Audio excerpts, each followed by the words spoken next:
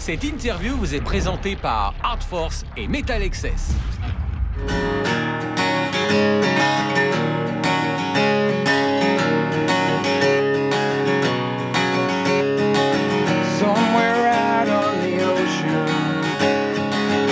Seaman stands at the bow of his ship, looking at the horizon, in search of a new life with plenty of hope.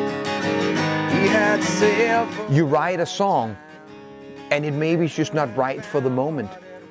And when that right moment comes, then you'll know that that song was there. And Cobblestone Street was written at the same time as I wrote my first solo album, Capricorn, in '95. That it didn't end up on is a different story, but every time I did an album, this song was always in the back of my head.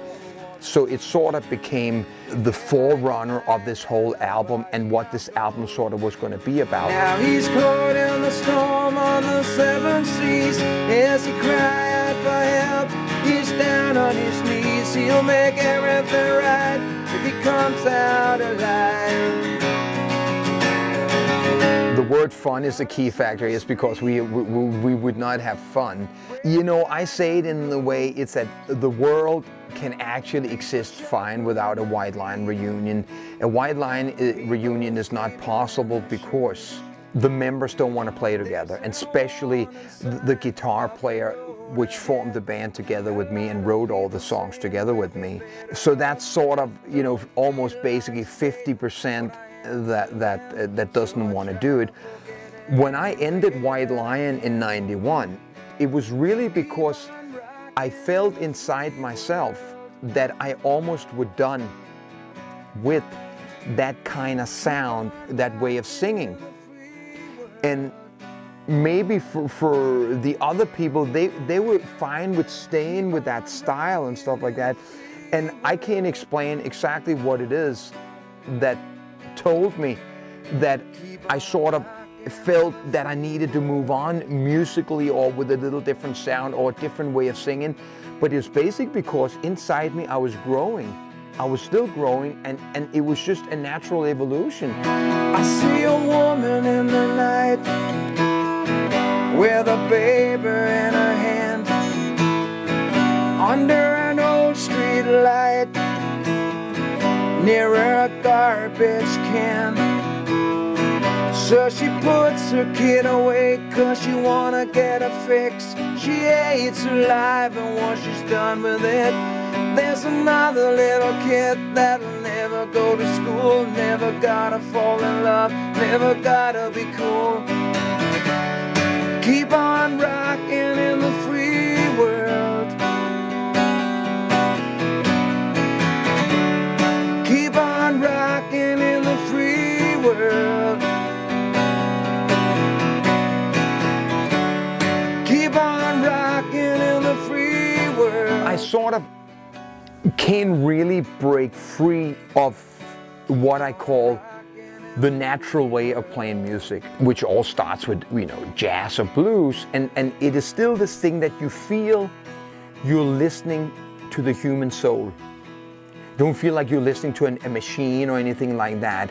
Once that starts becoming like that, you know, the interest isn't really there. I had to go through that natural evolution for myself. That first I had to ride on the wild horses, and then later on I slowed down and rode on a donkey and stuff like that. And then just bit by bit, I'm not, because I've done one acoustic album and because the next album will, as a Mike Tramp, as a solo artist, will sort of be like this, doesn't mean that there couldn't come a project. And I'm saying project because I won't make a hard rock album under the name Mike Tramp, because Mike Tramp is not really a hard rock artist by himself.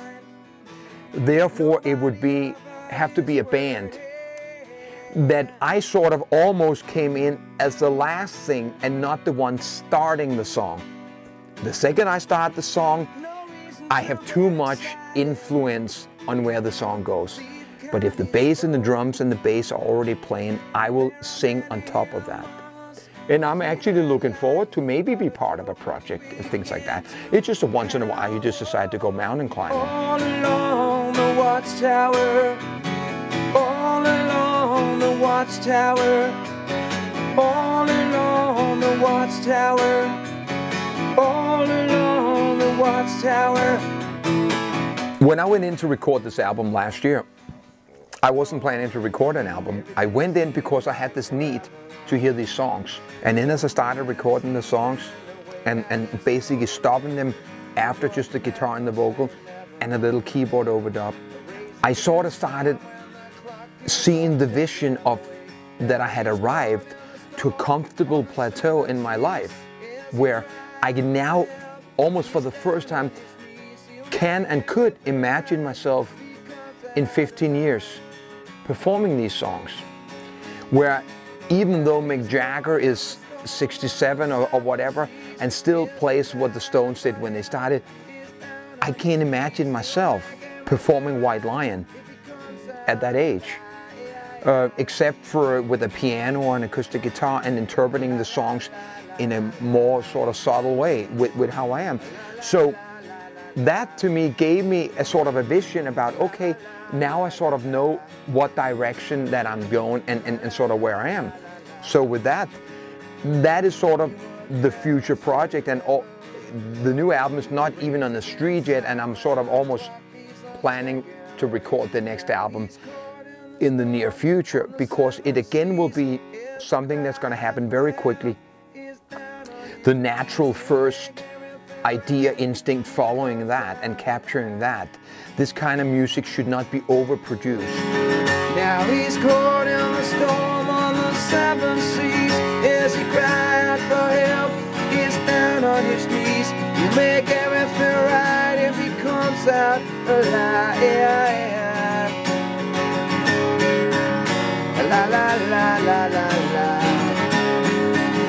La la la la la la.